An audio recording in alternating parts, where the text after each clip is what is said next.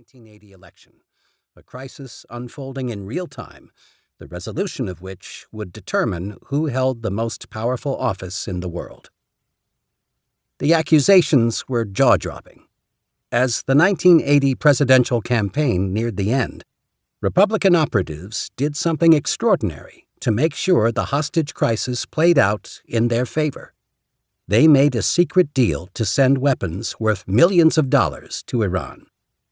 At the time, of course, the Republicans were not even in power, so they had no governmental or legal authority to make any agreement whatsoever with Iran.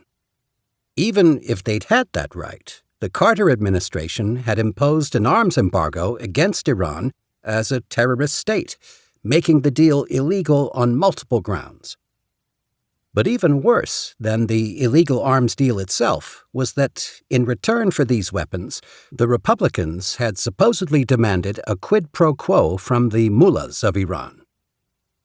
They would get the arms to Iran, but in return, the Americans would remain in Iranian custody even longer. That's right. The Republicans were bribing Iran to prolong the captivity of the hostages. If the hostages were released before the election, the thinking went, the ensuing patriotic fervor would give President Jimmy Carter such a big bounce in the polls that he would beat Reagan. But if the hostages were still incarcerated, voters would see Carter as a weak and impotent president who allowed America to be humiliated.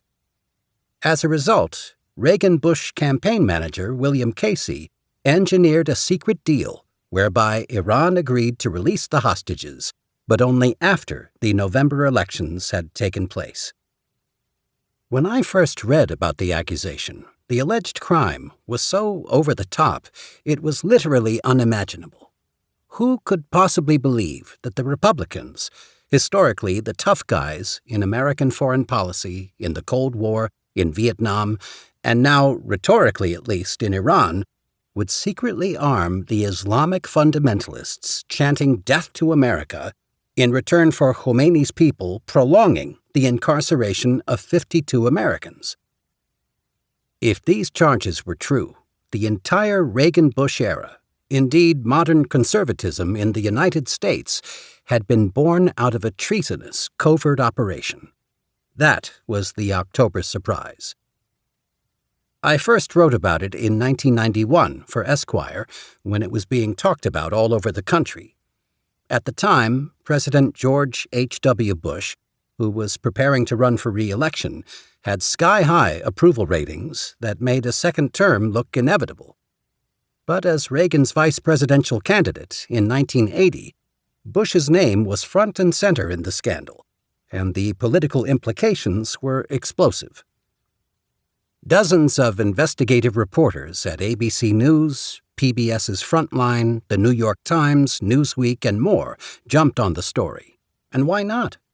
An incumbent president who was up for re-election was tied up in a treasonous spy scandal. It was the kind of story on which a journalist could make his or her career. It wasn't just that the presidency hung in the balance. The basic premise of the story called into question the legitimacy of the entire Reagan era. But then, suddenly, the whole story was discredited, not just once, but repeatedly. About 6 months after I started investigating it, Newsweek ran 3 major stories saying the October surprise never happened. Maybe you need to be a journalist to appreciate how bizarre and unusual that is. This was a period during which magazines, like Time and Newsweek, were still powerful forces shaping the national conversation. Normally, they reported what did happen. That's what news is. But when nothing happened, when events didn't take place, that's not news. That was just the start, though. The New Republic, the Washington Post, and other organs of the mainstream press suddenly piled on as well, switching from intrepid journalists to a skeptical chorus.